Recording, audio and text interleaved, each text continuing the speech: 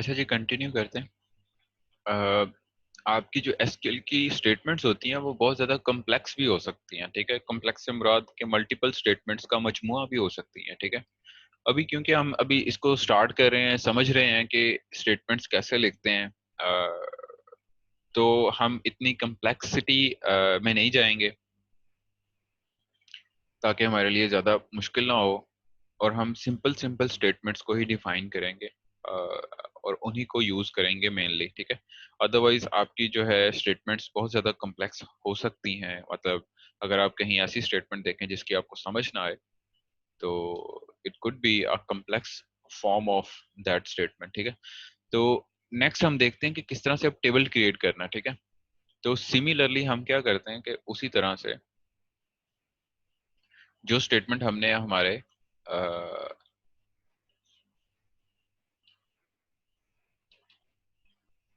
PHP में admin में declare की थी, उसी को हम यहाँ पे दोबारा से डिक्लेयर करते हैं इन द सेम स्ट्रिंग, ठीक है। क्योंकि हमें इस स्ट्रिंग की दोबारा से जरूरत नहीं है फॉर दिस पेज, तो हम इसी स्ट्रिंग को इस्तेमाल करते हैं दोबारा से।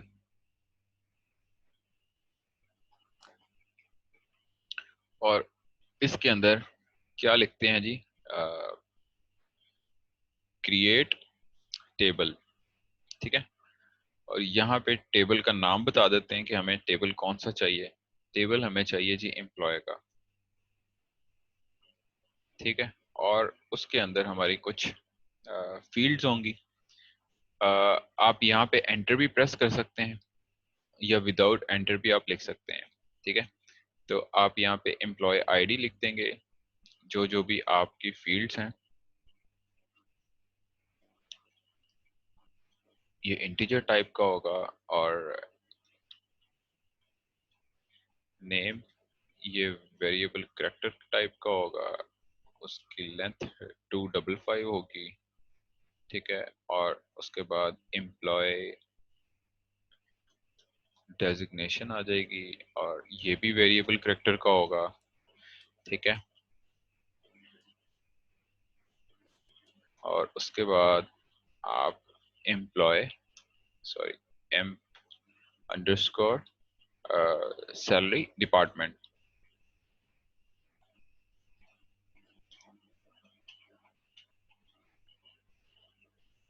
ठीक है। और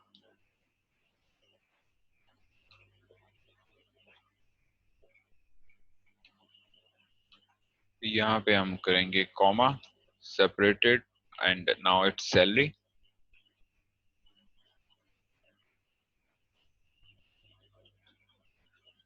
ये भी वेरिएबल कैरेक्टर का हमने रखा है।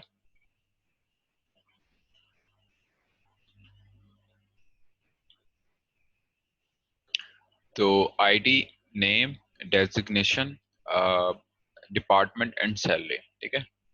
और इसको भी हम सिमिलरली एक्सिक्यूट करवा देंगे इसकी मदद से, ठीक है। यहाँ पे हम इफ स्टेटमेंट भी इस्तेमाल कर सकते हैं। इफ इफ क्या जी, इफ रिजल्ट,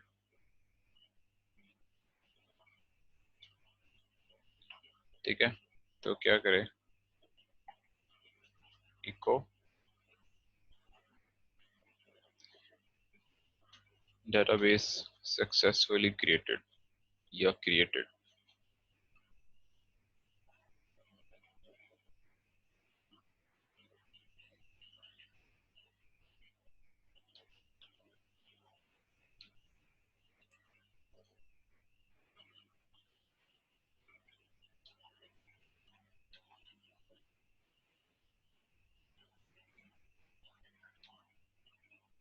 और यहाँ पे भी हम सिमिलरली इसको दिखा देंगे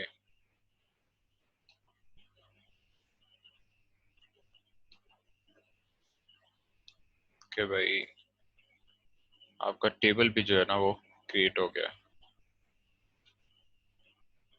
ठीक है। अच्छा, आप लोगों के जितने भी प्रोजेक्ट्स हैं, प्रोजेक्ट 1 के रिगार्डिंग भी बात करूं या प्रोजेक्ट 2 के रिगार्डिंग भी बात करूं, तो that project doesn't need more than a week, ठीक है। एक हफ्ते से ज्यादा के प्रोजेक्ट्स नहीं है वो। यानी कि ये बहुत ज्यादा एक्सटेंसिव नहीं है, आपसे डिमांड किया जा रहा कि मेनली वर्किंग देखें कि क्या वर्किंग होनी चाहिए, बेसिक स्ट्रक्चर क्रिएट करें।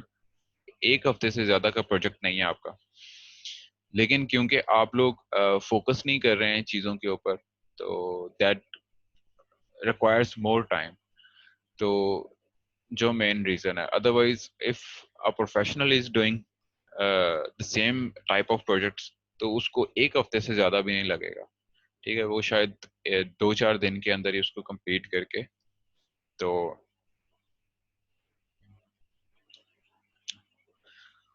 अच्छा जी, ये हमने क्या किया कि हमने एक टेबल की स्टेटमेंट को डिक्लेयर कर दिया, और साथ में हमने डिक्लेयर कर दिया जी कि उस स्टेटमेंट को रन कर दे। ठीक है, इसका रिजल्ट देखते हैं हमारे पेज के ऊपर। ब्राउजर पे आते हैं और यहाँ पे इसको रिफ्रेश कर देते हैं।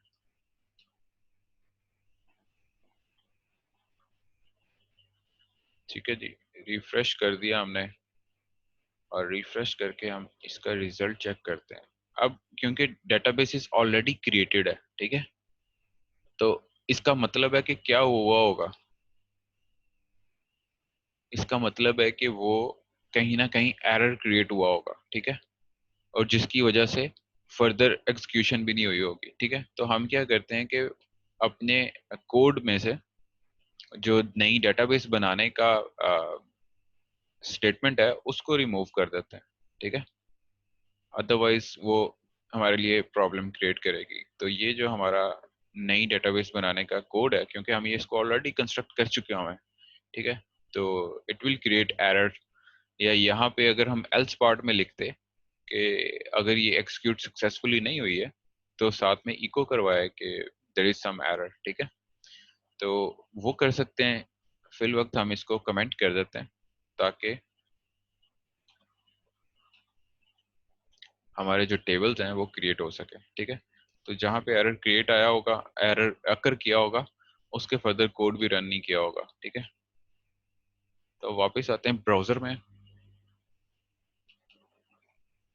यहाँ पे आप देखें कि आपका ना टेबल कोई बना है, क्योंकि डेटाबेसेस ऑलरेडी हमने डिफाइन कर दी थी लास्टली, तो इस वजह से कोई भी चीज़ रन नहीं हुई।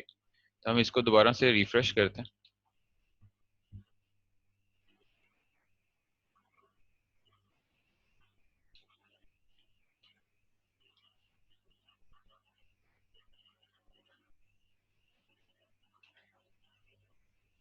और अभी चल के देखते हैं कि हमारे पास स्टेटस क्या है इसका।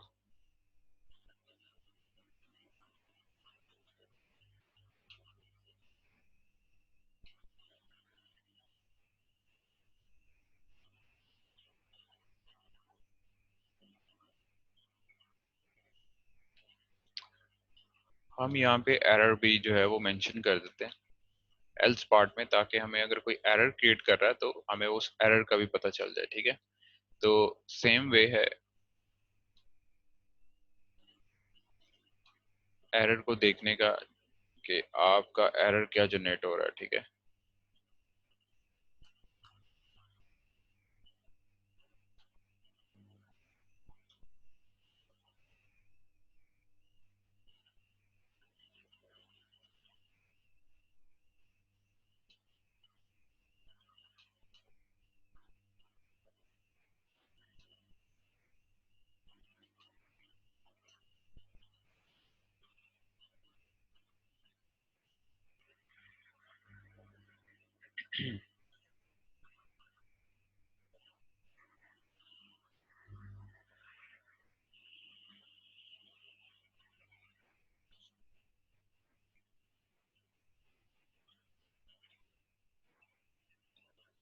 मैं सिर्फ एक बार वेरीफाई करने के लिए इसको रिफ्रेश कर रहा हूँ, ताकि हमें कंफर्म स्टेटस पता हो कि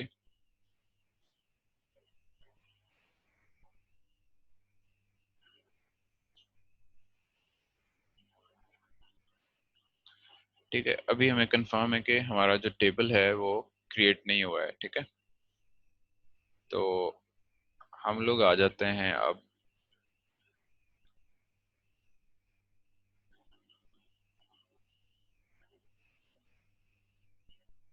हमारे पेज के अंदर, और वहां पे इसको दोबारा से रिफ्रेश करते हैं और यहाँ पे कनेक्शन एरर आता है, ठीक है। तो देयर इज सम एरर। उसकी रीजन ये है कि हमने डेटाबेसेस क्रिएट की है, और क्रिएट करने के बाद हमने, ये देखें, उसकी रीजन ये है, यहाँ पे हमने सिंपल कनेक्शन बिल्ड किया था हमारे सर्वर के साथ, ठीक है। ये कनेक्शन बिल्ड कर रहा है, लेकिन यहाँ पे हम कहीं भी नहीं ये बता रहे हैं कि कौन सी डेटाबेस के साथ बिल्ड कर रहा है, ठीक है। तो हमें यहाँ पे वंस आपने डेटाबेस क्रिएट कर ली है, उसके बाद आपको ये बताना पड़ेगा कि ये जो टेबल आपने क्रिएट करना है ये किस डेटाबेस के अंदर करना है, ठीक है। तो यहाँ पे हमें जो डेटाबेसिस का वेरिएबल है वो डिफाइन करना पड़ेगा, ठीक है। अब क्योंकि सिनेरियो डिफरेंट है, तो हमें उसके अकॉर्डिंग ये काम करना पड़ेगा। ठीक हो गया हमारा, जो हम डेटाबेस का नाम था वो वेब डेवलपमेंट, वो यहाँ पे लिखते हैं और इस डीबी को यहाँ पे पास करते हैं, ठीक है। और अभी जो है हम वापस आते हैं और इसको रिफ्रेश करते हैं।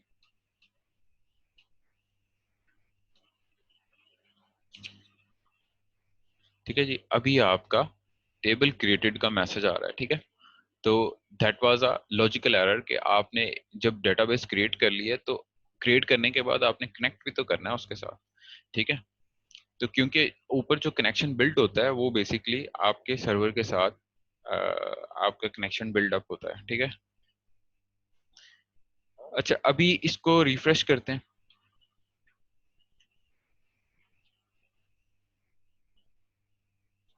रिफ्रेश करते हैं और देखते हैं कि हमारा टेबल क्रिएट हुआ है या नहीं हुआ है, ठीक है। अभी भी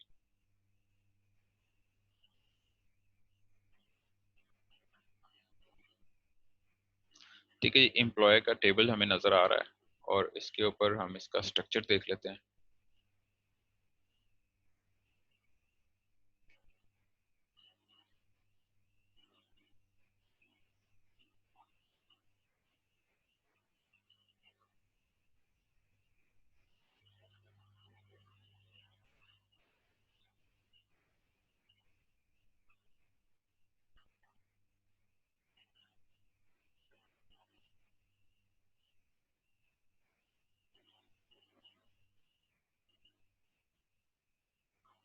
ठीक है जी, तो सिमिलर वे से आप क्रिएट कर सकते हैं आपका आपके मल्टीपल टेबल्स को, ठीक है। फर्दर आप टेबल्स को भी यूज करके अ, उनको बिल्ड कर सकते हैं और फिर फर्दर काम कर सकते हैं, ठीक है।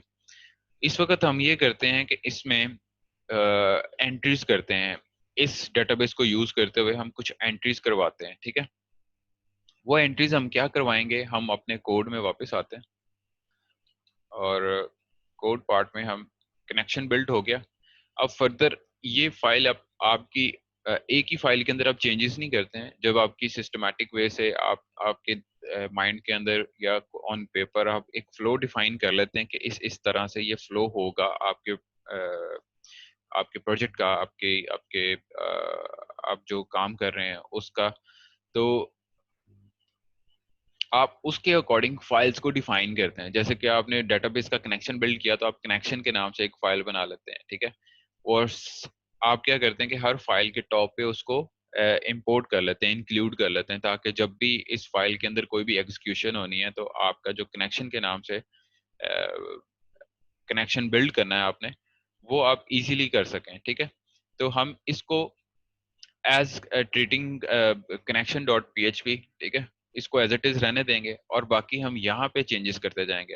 अब हमें दोबारा से एक दफा टेबल क्रिएट कर लिया तो हमने बार बार उसी टेबल को क्रिएट नहीं करना है। हमने अब क्या करना है कि फर्दर ऑपरेशंस परफॉर्म करने हैं। तो मैं क्योंकि इसी फाइल को यूज करूंगा, आप लोग क्या करेंगे कि डिफरेंट फाइल्स को यूज करेंगे और हर डिफरेंट फाइल के अंदर एक डिफरेंट काम करवा रहे होंगे, ठीक है। तो क्योंकि मैं आपको एक्सप्लेन कर रहा हूँ तो हम इसी फाइल को यूज करेंगे। अब हमें करना क्या है, अब हम सबसे पहले एक फॉर्म बनाते हैं जो कि हमारा HTML का फॉर्म होगा, और वो HTML का फॉर्म क्या करेगा कि वो बेसिकली हमें हमारा डेटाबेस के अंदर डेटा इंसर्ट करने में हेल्प करेगा। ठीक है, अभी ये एम्प्टी पेज है, यहाँ पे हम फॉर्म बनाते हैं और जल्दी से फॉर्म बनाते हैं ताकि हम इस टास्क को कंप्लीट कर सकें, क्योंकि हमें सिर्फ आज के दिन में फॉर्म नहीं बनाना है बल्कि साथ में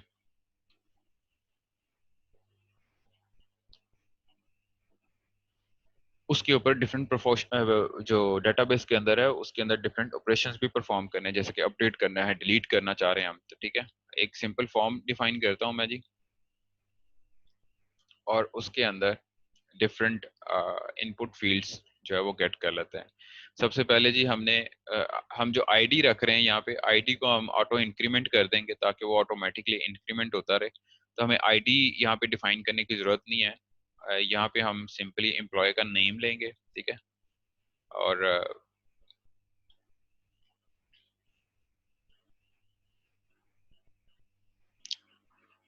मैं नेम ले लेता हूँ और साथ में इसको भी नेम रख देता हूँ और इसको कर देते हैं क्लोज। ठीक है, साथ में एक दो और इनपुट फील्ड्स को डिफाइन कर लेते हैं। ठीक है, वो डिफाइन करने का मकसद ये होगा कि आपके एम्प्लॉय का नाम आ जाएगा, आपके एम्प्लॉय का आ जाएगा डेजिग्नेशन, उसकी सैलरी आ जाएगी। ठीक है, और साथ में क्या आ जाएगा, साथ में आ जाएगी आपकी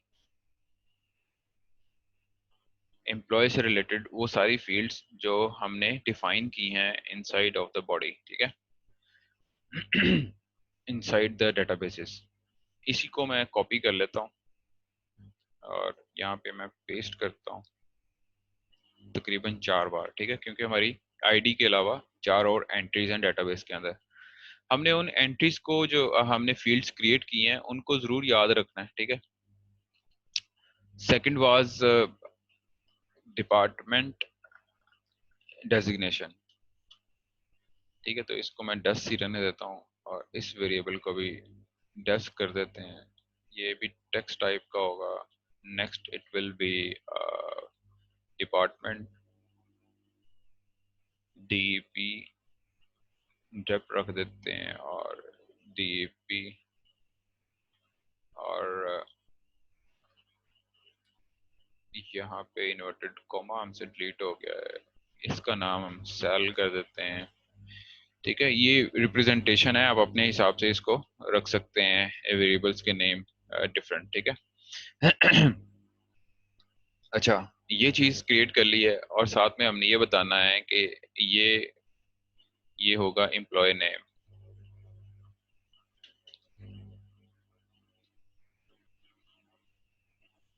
ठीक है, और यहाँ पे मैं न्यू लाइन का टैग ऐड कर देता हूँ और ये है हमारा डेजिग्नेशन। ठीक है, न्यू लाइन का टैग ऐड कर लेते हैं और यहाँ पे डिपार्टमेंट आ जाएगा। ठीक है, न्यू लाइन का टैग ऐड कर लेते हैं और ये आ जाएगी उसकी सैलरी।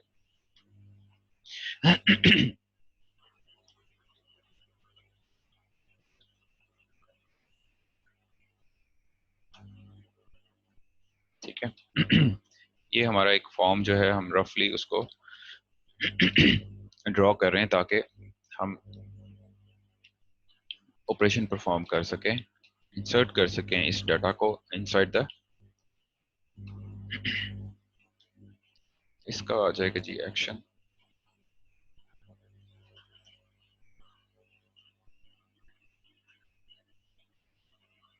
अच्छा जी, एक्शन आ जाएगा, उसके बाद मेथड आ जाएगा इसका। तो हम पोस्ट मेथड यूज कर लेते हैं, गेट भी कर लेते हैं ताकि आपको विजिबल हो जाए। ठीक है, और इसका टाइटल की जरूरत नहीं है फॉर्म की, सिर्फ एक्शन की जरूरत है हमें फिल वक्त, बाकी और फॉर्म की प्रॉपर्टीज की जरूरत नहीं है। तो हम एक्शन किसको फाइल ये सारा डाटा सेंड करना चाहते हैं हम? इंडेक्स जो हमारी अभी हम फाइल बना रहे हैं, इंडेक्स सीक्वल डॉट पीएचपी को हम ये सारा डाटा जो है वो सेंड करेंगे, ठीक है। इसको वेरीफाई कर लेते हैं ऑन आवर ब्राउजर कि डाटा सेंड भी हो रहा है कि नहीं, ठीक है। रिलोड ठीक है जी, आपके पास एक फॉर्म विजिबल हो गया, इसमें हमारा सबमिट बटन जो है ना वो रह गया, ठीक है। उसको ऐड कर लेते हैं और फिर क्या करते हैं जी, फिर करते ये हैं जी कि इसमें डाटा एंटर करते हैं और उसको रिसीव करते हैं हमारे सेकेंड एंड पे, ठीक है। यहाँ पे हम बटन क्रिएट कर लेते हैं सबमिट का।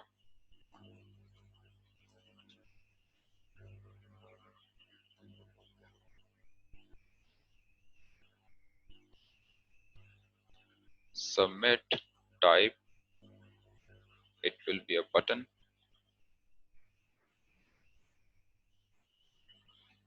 और इसको कर देते हैं क्लोज, ठीक है। सेव करते हैं और वापस आते हैं अपने ब्राउजर में, रिफ्रेश करते हैं और इसको आप ब्यूटीफाई कर सकते हैं यूजिंग योर सीएस और बाकी सारी चीज़ों के। तो बटन जो है आपका नेक्स्ट लाइन पे आए, उसके लिए एक नेक्स्ट लाइन का टैग ऐड कर देता हूँ। ब्रेक जिसको कहते हैं लाइन ब्रेक टैग है ये, उसको ऐड कर दिया मैंने, ठीक है। नेक्स्ट लाइन पे आ गया। अब एम्प्लॉय का नाम हमने एबीसी रखा था, एबीसी है, एबीसी है। सैलरी हम रख देते हैं 10,000, ठीक है, कोई भी। जब मैं सबमिट बटन प्रेस करता हूँ तो आप देखें कि आपका जो डाटा है उस फॉर्म का, वो स्पेसिफिकली किसको ट्रांसफर कर रही है? इंडेक्स एसक्यूएल डॉट पीएचपी को। उसमें नाम है, डेस है, डेप है, सेल है, ठीक है। तो ये सारे वेरिएबल्स हैं जो हम गेट करेंगे इस फाइल के अंदर, ठीक है। किस फाइल के अंदर? इंडेक्स डॉट एसक्यूएल के अंदर, ठीक है। तो हम अब वापस आएंगे। ये हमारा जो यहाँ पे टास्क था वो हमारा कंप्लीट हो गया है। जो क्या टास्क था बेसिकली कि आपका डाटा जो है वो इस फॉर्म से गेट करें और specifically index SQL dot PHP पे सेंड कर दें, ठीक है। वो हम कर रहे हैं। उसके बाद यहाँ पे आएंगे हेडर पे और उन वैल्यूज को गेट करेंगे, ठीक है। उन वैल्यूज को हम पीएचपी टैग की मदद से गेट करेंगे, ठीक है जी। उसका मेथड ये होता है कि आप उनको ग्लोबल वेरिएबल जो यूज कर रहे हैं, एक तो मेथड देखेंगे किस मेथड के थ्रू आप सेंड कर रहे हैं वहां से। हमने मेथड वहां पे क्या यूज किया है? गेट मेथड यूज किया है। तो हम यहाँ पे ग्लोबल वेरिएबल गेट की मदद से रिसीव करेंगे उन वेरिएबल्स को with specifying the variable name, ठीक है। और इसको सेव करवाएंगे हम किसी स्पेसिफिक वेरिएबल के अंदर, ठीक है। ऐसे ये जनरल फॉर्मेट होगा, ठीक है। ये होगा वेरिएबल, यहाँ पे वेरिएबल आएगा, ठीक है। और उसको हम हमारे पीएचपी वेरिएबल के अंदर सेव करवा लेंगे, ठीक है। जो फॉर्म का वेरिएबल है, लेट्स सपोज यहाँ पे हमने नाम गेट करना है, तो हम वहाँ पे यहाँ पे जो फॉर्म का वेरिएबल नेम है वो पहले प्रोवाइड करेंगे और यहाँ पे अपना जो पीएचपी का वेरिएबल है वो डिफाइन कर देंगे। इसी तरह से इसकी मदद से हम बाकी और भी जो 4 एंट्रीज हैं उनको गेट कर लेंगे, ठीक है।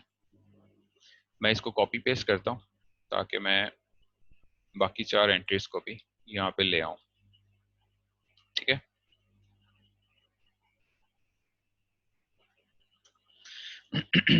सेकंड वाज, दूसरे नंबर पे जो आता है वो डेजिग्नेशन है, तो हम डेस और यहाँ पे भी डेस रख लेते हैं ताकि दोनों में सिमेट्री रहे, ठीक है। और थर्ड वाज डेप डिपार्टमेंट आपका, फोर्थ वाज सैलरी, ठीक है। ये 4 वेरिएबल्स जो हैं वो इस फॉर्म से हमारे पास आ जाएंगे इस फाइल के अंदर, ठीक है। इसको हम सेव कर लेते हैं। अब इसको हमें इंसर्ट करना होगा, या हम इसको पहले डिस्प्ले करके देखते हैं कि हमारे पास ये विजिबल भी होते हैं कि नहीं। ठीक है, तो हम इको करवाते हैं अपने बॉडी पार्ट में। ठीक है, और इको में हम करवा देते हैं नेम, उसके बाद डेजिग्नेशन, उसके बाद हम करवा देते हैं department, and then will show salary.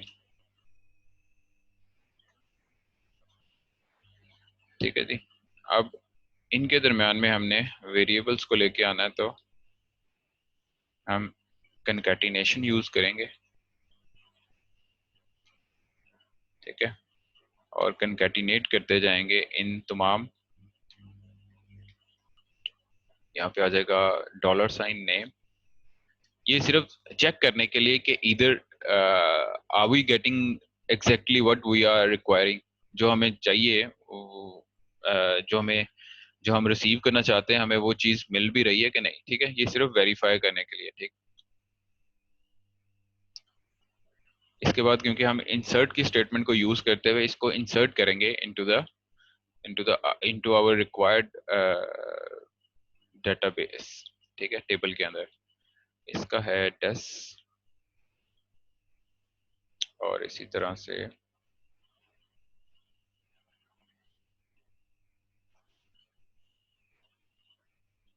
Depth, and last one is our salary. ठीक है, तो यहाँ पे कंकैटिनेट करेंगे सैलरी,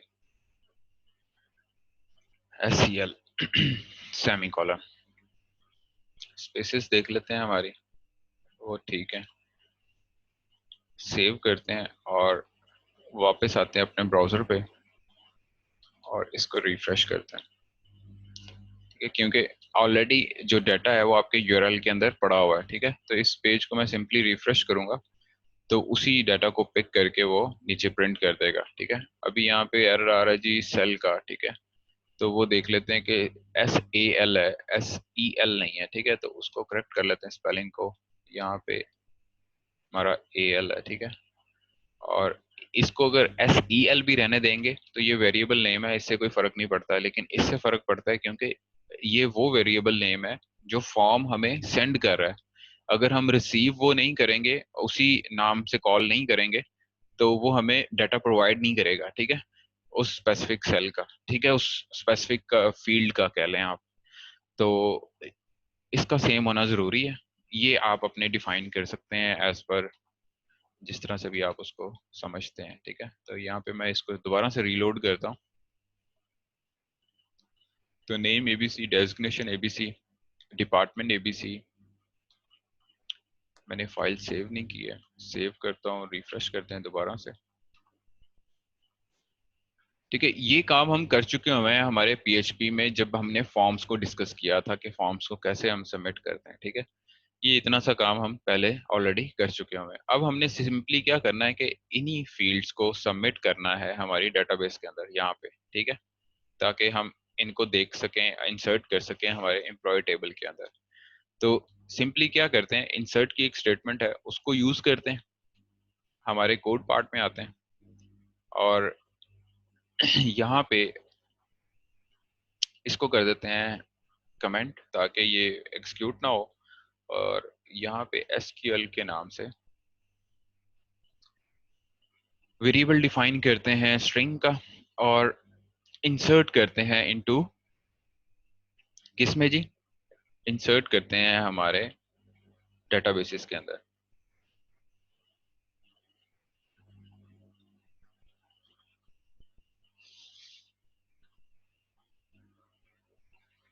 अच्छा, ये स्टेटमेंट कहाँ से आएगी, आपको कैसे पता चलेगा कि ये मैंने इंसर्ट करना है?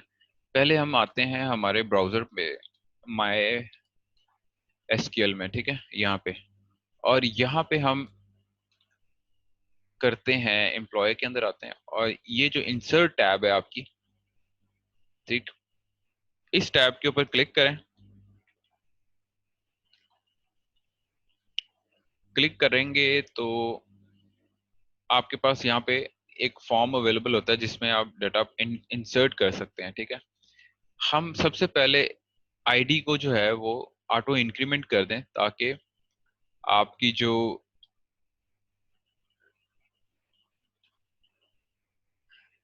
इसको प्राइमरी हमने डिफाइन कर दिया, ठीक है, ये प्राइमरी की आईडी आ गई, ठीक है।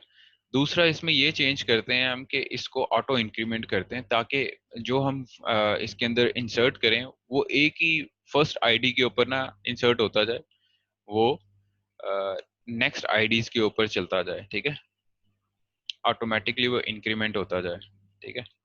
तो इसलिए इसको ओपन करके मैंने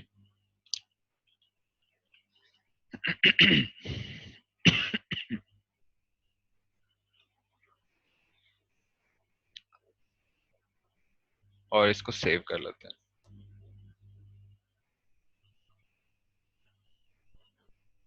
ठीक है जी, ये ऑटो इंक्रीमेंट भी होती जाएगी ऑटोमेटिकली। अब हम करते हैं, अब देखें कि जो मैंने यहाँ पे चेंज किया है ना, उसकी एसक्यूएल स्टेटमेंट यहाँ पे आ रही है, ऑल्टर टेबल। किसको किया है जी? चेंज कर रहे हैं आप टेबल में, एम्प्लॉय के टेबल में, ठीक है। क्या चेंज कर रहे हैं? Change employ ID. आईडी को क्या किया जी आपने? उसकी सारी आप पैरामीटर्स दोबारा से डिफाइन करें ना, क्योंकि आप इसमें एडिट कर रहे थे। तो एम्प्लॉय आईडी को चेंज करें आप, उसकी आईडी को क्या कर रहे हैं? 11 दोबारा से डिफाइन कर रहे हैं, और साथ में नॉट नल ऑटो इंक्रीमेंट, यानी कि जो जो आपकी फील्ड है एम्प्लॉय आईडी की, उसमें चेंजेस कर रहे हैं स्पेसिफिकली, ठीक है। तो ये आपकी एसक्यूएल स्टेटमेंट है जो कि आप यूज कर सकते हैं फॉर पीएचपी में, अगर इस तरह का कोई काम करना है, ठीक है। फिल वक्त चलते हैं इंसर्ट के अंदर। इंसर्ट में जाके देखते हैं कि हम एक एंट्री करते हैं, और उसके बाद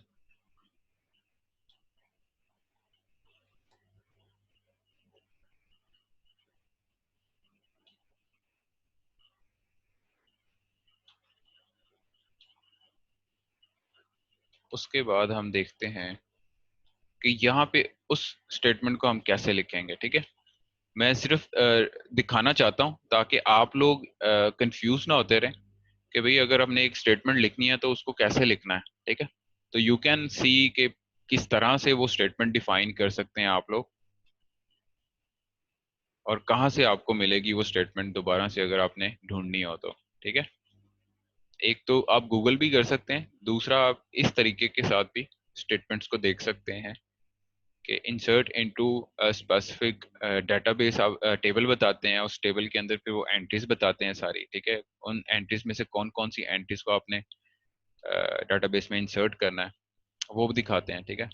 तो यहाँ पे वापस आते हैं और एक एंट्री जो है ना वो इसमें इंसर्ट करते हैं, लेट्स सपोज, क्योंकि अब हमारा आईडी है वो ऑटो इंक्रीमेंट है, तो हमें उसको देने की जरूरत नहीं है। हम यहाँ पे एंट्री डिफाइन करते हैं जी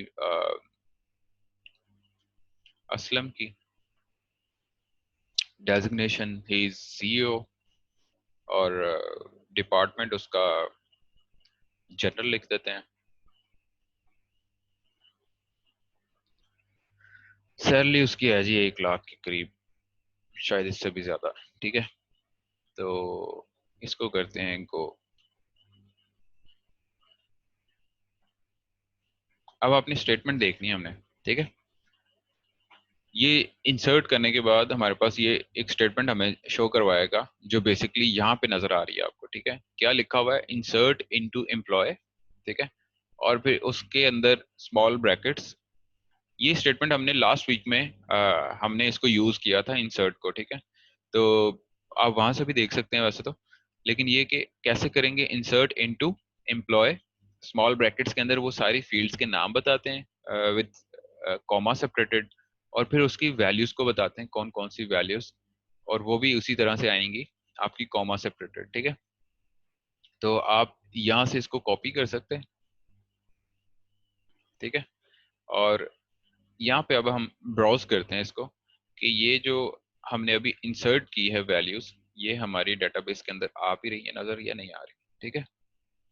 तो असलम सीईओ, जनरल डिपार्टमेंट उसका, और जो भी सैलरी हमने उसकी डिफाइन की है, ऑटोमेटिकली उसकी आईडी क्या आ गई है? 1 आ गई है, ठीक है। अब हम सिमिलरली यहाँ पे डिफाइन कर देते हैं, ठीक है। उसी स्टेटमेंट को जो मैं कॉपी किया था वहां से, उसको मैं यहाँ ले आया हूँ, ठीक है। इंसर्ट इनटू एम्प्लॉय, उसकी सारी फील्ड्स आ गई। उन फील्ड्स के अंदर क्या करना है, मुझे एक नई एंट्री करनी है माजिद की, ठीक है। और वो बेसिकली सीटीओ है, और इसका भी डिपार्टमेंट जर्नल है, और इसकी जो तनख्वाह है ना वो असलम से 10,000 ज्यादा है, ठीक है। इसको मैंने क्वेरी को रन करना है, और सिमिलरली मुझे ये स्टेटमेंट चाहिए होगी इसको रन करने के लिए, ठीक है। और उसके ऊपर मैं इफ का चेक भी लगा लेता हूँ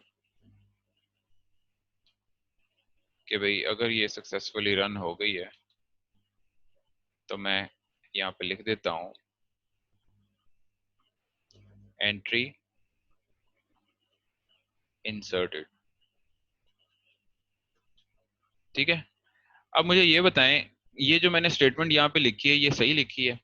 क्योंकि मैं तो डाटा ले रहा हूँ अपना एक फॉर्म से, तो फॉर्म से जो डाटा मेरे पास आ रहा है मुझे वो पास करना है बेसिकली। तो उसके लिए मुझे यहाँ पे क्या करना पड़ेगा, उसको कनकैटिनेट करना पड़ेगा, ठीक है। उसी डाटा को यहाँ पे क्या आ जाएगा, $नेम, ठीक है। चाहता तो मैं यही हूँ ना कि जो फॉर्म पे डाटा है वो मैं इंसर्ट करना है मुझे। तो मैं यहाँ पे इसकी डेस लिख दूंगा, जो कि डेजिग्नेशन के लिए हम वेरिएबल यूज कर रहे हैं, ठीक है। और नेक्स्ट आ जाएगा हमारा इसी तरह से डिपार्टमेंट,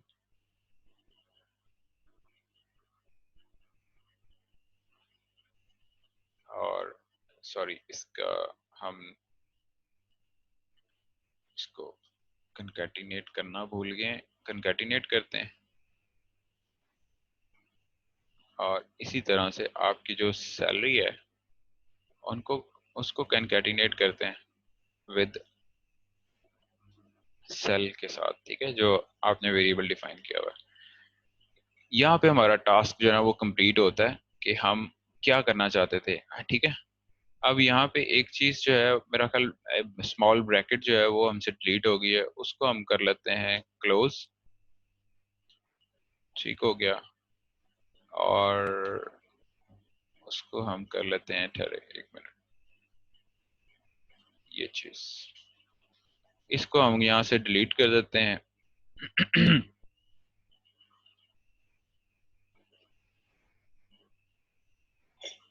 ये चीज है, ठीक है। तो यहाँ से हम इसको इतने को डिलीट कर लेते हैं,